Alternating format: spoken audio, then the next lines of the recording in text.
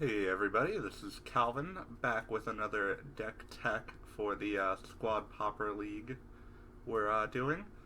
Today I'm going to be playing Clayton, and I have chosen to play a version of Mono Black Control.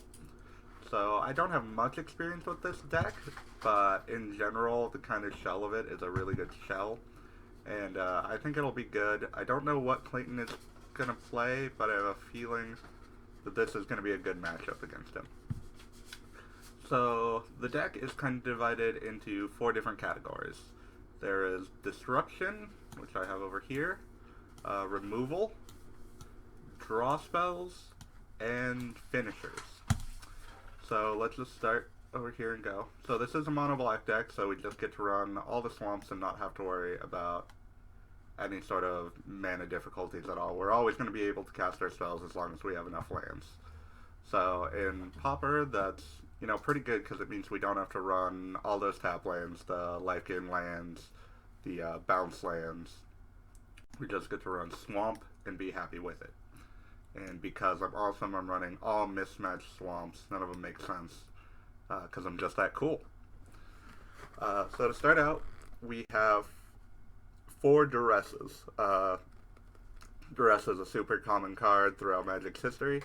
It's just against any deck that's going to be relying on non-creature spells, be them draw spells, removal, anything like that, combo pieces.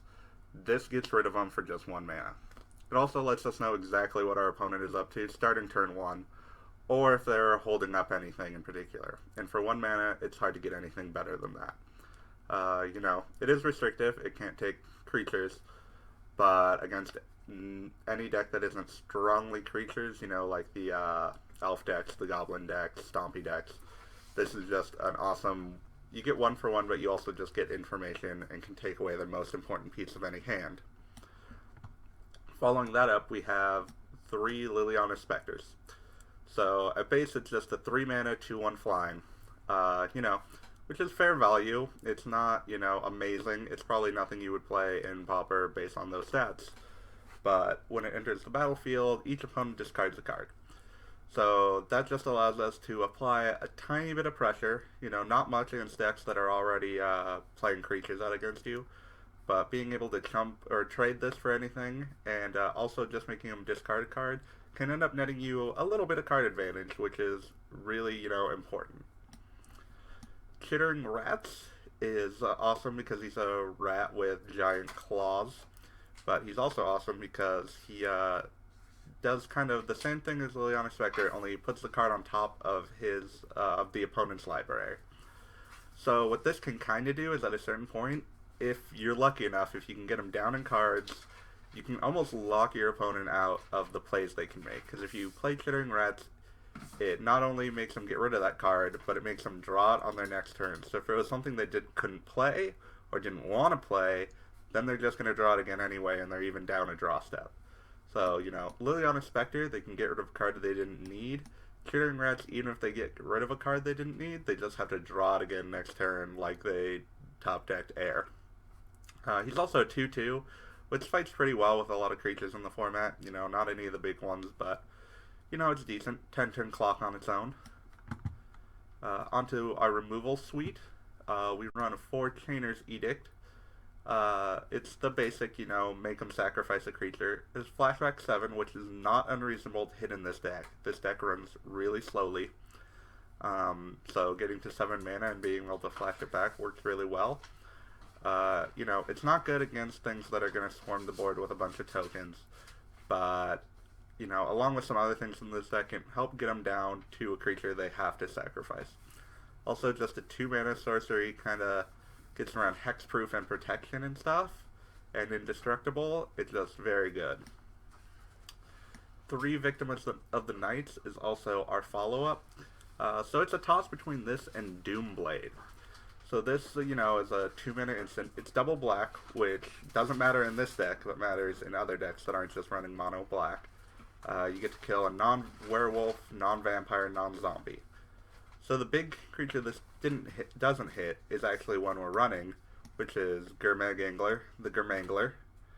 But he's black anyway, so Doomblade wouldn't hit him either. So this just hits overall more creatures in the formats. If you were switching it out for Doomblade, you'd have to be trying to hit a non-black vampire, werewolf, or zombie for this to not be better.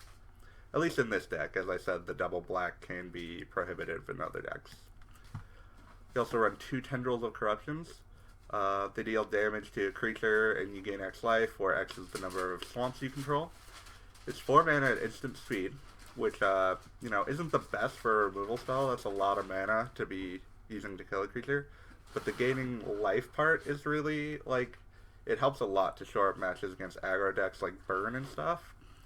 It also is one of the 2 cards or a couple cards in here besides Victim of the Night that can really kill, Gurmag Angler, or if you're really late in the game, and you can kill an Ulamog's Crusher, but even that's a little difficult because you got to have 8 swamps, which, at that point, who knows. But it also, just the gaining life is really good. It can buy you those few extra turns you need to get stuff online. And as we'll see later, this deck also sometimes loses life at semi-reasonable pace, just against itself. So it helps come back from the life you've lost. We also have Obulate. I'm never going to be able to pronounce this name. So this is essentially a black Journey to Nowhere for 1 more mana. The difference is, as you can see with all the text, is that the creature gets to keep all its auras and counters. So if it leaves because of this and comes back, if it had auras or counters on it, it gets those back as well. So this works, this works just as a catch-all. There also, I'm not sure if it's been fixed, but I know there used to be a bug where even if it was destroyed, that the creature wouldn't come back. So it was essentially a 3 mana, just like exile, or what's that called? Unmake, exile target creature. But this also gives 2 Devotion to Black because it's an enchantment, which becomes relevant with Grey Merchant of Asphodel that we're going to be playing. I'll be talking about in a minute here. So this is our card draw suite. We got a lot of it. We have 4 Sign-in Bloods, which is really just, you draw 2 cards and lose 2 life. It's a really good trade-off. Turn 2, you can just get those extra cards you need to make sure you can keep removing your opponent's creatures, disrupting them, slowing down the game. It also has the corner case of, because it's target player, you can force your opponent to lose 2 life. So that rarely happens, but sometimes this can just be, the shock you need to finish out the game before they can stabilize again.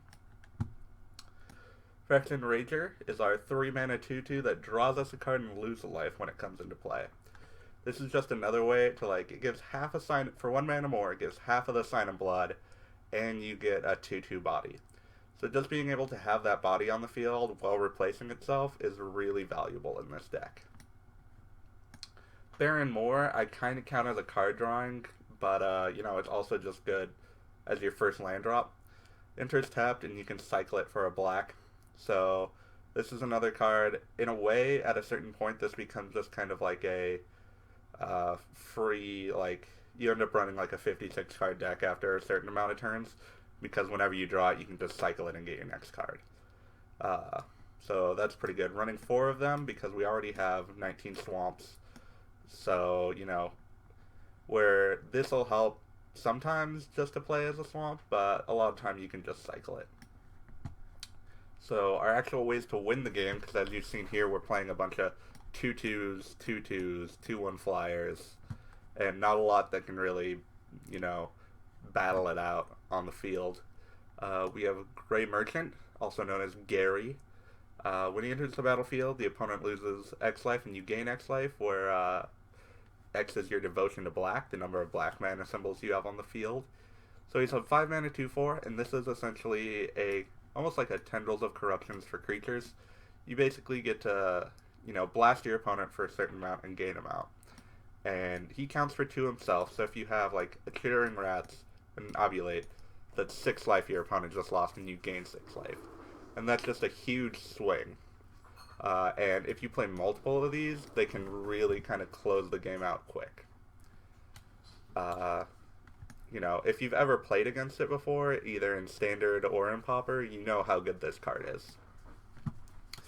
And last but not least is the Gurmag Angler, the zombie fish everyone loves. So he's just a big old body. He's a 5/5. You can play it for as little as 1 mana late game. And it's just, there's very few things that can go against a 5/5. And you can play it for so cheap that it's definitely worth it. It does have a tiny bit of a nombo with Chainer's Edict, because if you delve this, you can't flash it back. But overall, just getting that huge body is definitely worth it. So that's the main board. It seems to be running pretty well. This is definitely kind of tuned to what I kind of expect from Clayton. Normally I wouldn't have all the Duress as main board because there's so many just creature-based decks. But besides that, it's pretty much the same. Moving on to the sideboard, we have, let me just sort this out really quick.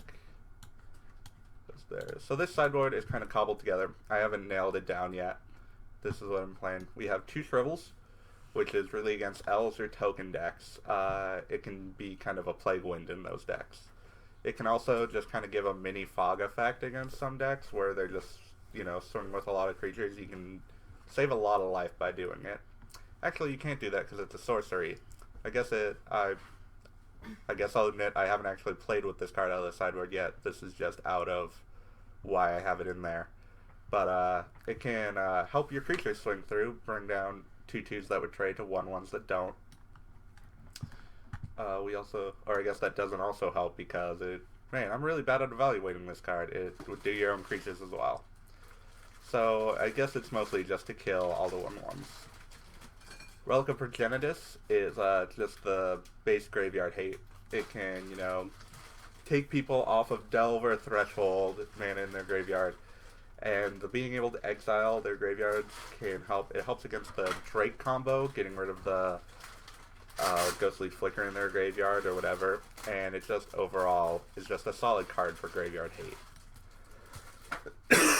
Excuse me. This Disfigure would normally be main deck, but I'm putting it in the side for this match. It just is one of the cheapest creature kill. It's an instant and gives -2/-2 for 1 black. It can kill a lot of creatures in the format, a lot of problem creatures in the format as well. So this is just a nice way, along with the Edicts and Victims, to just keep your opponent off of being able to do anything proactive. Also running 4 Choking Sands, which is the black version of kind of like a Molten Rain. Can destroy any non-swamp land, and if it's non-basic, they take 2.